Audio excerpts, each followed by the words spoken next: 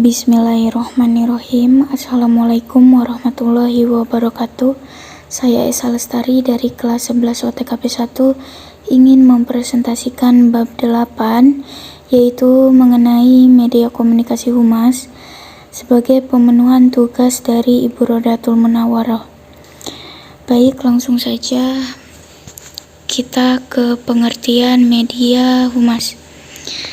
Media humas atau public relation media adalah segala bentuk media, sarana, saluran, atau channel yang digunakan oleh praktisi humas dalam pekerjaannya dengan tujuan publikasi yang luas agar produk atau jasa yang dipasarkan lebih dikenal oleh masyarakat. Selain itu, tujuan humas ini terbagi menjadi 4, yaitu yang pertama, promosi dan tingkatkan pemasaran.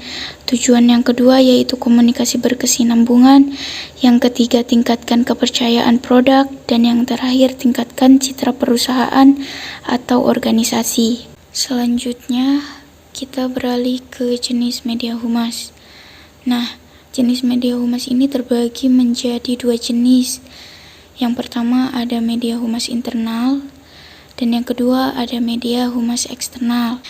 Media humas internal ini adalah suatu sarana penyampaian dan penerimaan informasi di kalangan publik internal perusahaan dan biasanya bersifat non-komersial. Sementara media humas eksternal adalah media untuk kegiatan humas yang diarahkan kepada khalayak di luar perusahaan. Kita beralih ke beberapa contoh media humas. Yang pertama, media humas internal dulu, di mana contoh media humas internal ini yang pertama ada jurnal internal. Jurnal yang diterbitkan oleh suatu lembaga biasanya memuat informasi mengenai segala sesuatu yang terjadi di dalam lembaga dan khusus diperuntukkan anggota lembaga tersebut. Yang kedua yaitu papan pengumuman. Papan pengumuman dapat memudahkan pegawai yang sama dalam waktu yang bersamaan. Contoh yang ketiga yaitu kaset video. Contoh yang keempat yaitu stasiun radio sendiri.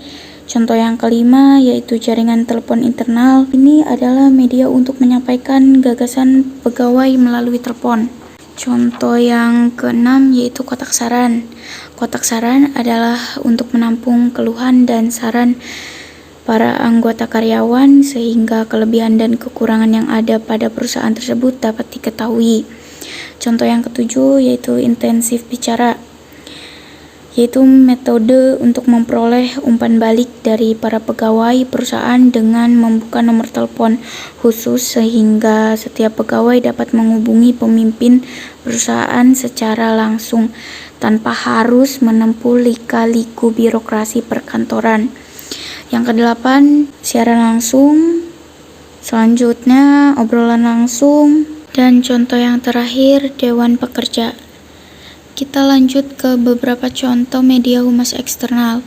Yaitu yang pertama ada jurnal eksternal, yang kedua media audiovisual, di mana media audiovisual ini merupakan salah satu kemajuan penting di dunia media yang harus diperhatikan oleh para praktisi humas.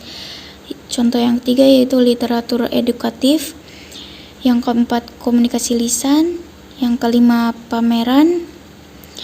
Nah, humas pameran ini adalah pelaksana fungsi-fungsi humas melalui penyelenggaraan pameran atau eksibisi. Yang kelima seminar, yang terakhir sponsor. Sponsor ini adalah penyediaan dukungan finansial untuk suatu acara. Kita beralih ke pemilihan media.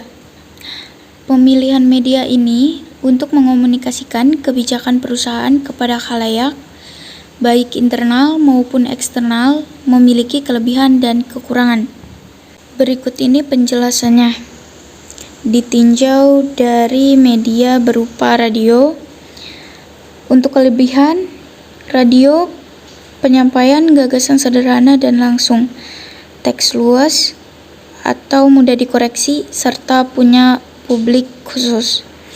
Untuk kekurangannya yaitu dialog dan materi kurang variatif, fakta tidak dapat dijelaskan dengan lengkap, melelahkan, atau suara dan waktu terbatas, serta hanya bisa didengar sekali. Yang kedua, siaran televisi. Kelebihannya yaitu menjangkau masyarakat luas, audiovisual, dan untuk kekurangannya yaitu biayanya mahal, komunikasinya hanya satu arah, siaran cepat, dan daya beli mahal. Yang ketiga, surat kabar. Untuk kelebihannya yaitu menjangkau semua lapisan masyarakat dan murah, dan untuk kekurangannya hanya penyampaian berita tergantung penulis. Selanjutnya, media yang terakhir yaitu media online. Untuk kelebihannya trending, terutama media sosial dan blog, menjangkau seluruh lapisan masyarakat, menjangkau seluruh dunia atau internasional, dapat diakses kapan dan di mana saja, serta terdokumentasi. Namun untuk kekurangannya yaitu butuh akses internet, sumber daya manusia bidang media online masih terbatas, serta butuh keterampilan khusus dalam mengelola dan menulis di media online atau internet. Untuk selanjutnya yaitu keahlian yang harus dimiliki praktisi humas.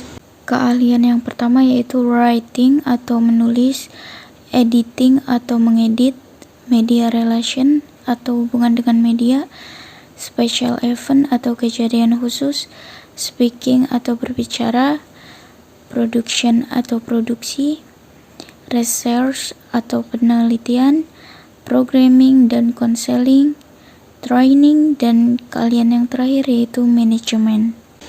Nah, mungkin hanya itu saja yang dapat saya sampaikan melalui video presentasi bab 8 ini.